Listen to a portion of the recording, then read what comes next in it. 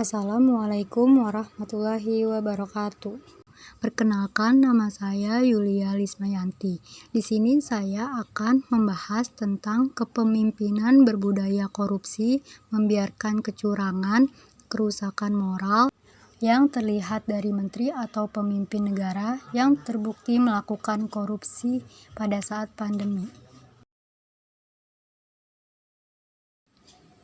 Menurut pendapat saya, korupsi merupakan tindakan seseorang yang telah menyalahgunakan sebuah kepercayaan yang sudah diberikan kepadanya untuk kepentingan pribadi. Tanpa disadari, korupsi saat ini telah menjadi sebuah kebudayaan. Terlebih di Indonesia, korupsi seolah sudah menjadi hal yang biasa. Akibatnya, korupsi pun semakin kuat. Masyarakat menilai bahwa korupsi di Indonesia sudah semakin parah. Sampai saat ini, korupsi masih mengancam negara Indonesia. Antara lain masih terlihat terus berulangnya kasus korupsi yang melibatkan pejabat publik.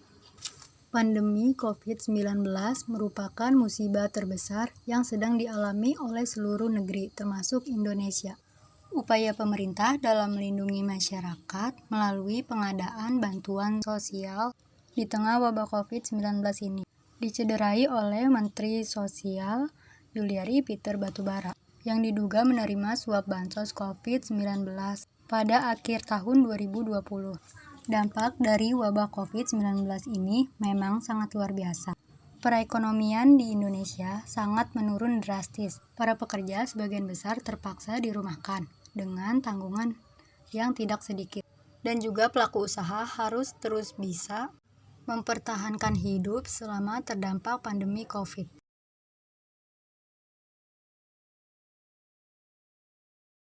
Kasus korupsi pada masa pandemi yaitu mengenai kasus bantuan sosial yang dilakukan oleh Menteri Sosial yaitu Juliari Peter Batubara. Beliau terlibat dalam kasus korupsi pengadaan bantuan sosial penanganan COVID-19.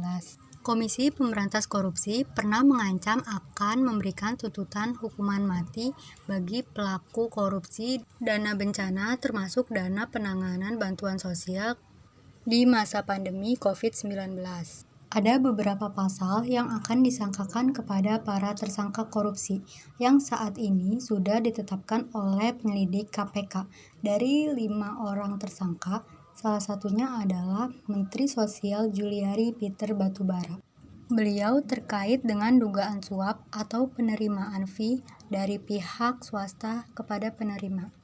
Dalam hal ini adalah Kementerian Sosial terkait dengan paket sembako seharga Rp300.000 yang dimana masing-masing sembakonya adalah sekitar Rp10.000 per paketnya. Dalam kasus ini, Menteri Sosial Juliari Peter Batubara tersangka telah melanggar pasal 12 huruf A atau pasal 12 huruf B, kemudian pasal 11 Undang-Undang Nomor 20 tentang Pemberantasan Tindak Pidana Korupsi. Dari pasal-pasal tersebut, terdapat ancaman hukuman yang akan dijatuhkan kepada tersangka kasus korupsi. Pada pasal 12A atau B, pidana penjara paling singkat 4 tahun dan paling lama 20 tahun masa tahanan, dengan denda paling sedikit Rp200 juta dan paling banyak Rp1 miliar. Sedangkan untuk pasal 11 akan dikenakan pidana penjara paling singkat 1 tahun dan paling lama 5 tahun masa tahanan dengan denda paling sedikit Rp50 juta dan paling banyak Rp250 juta.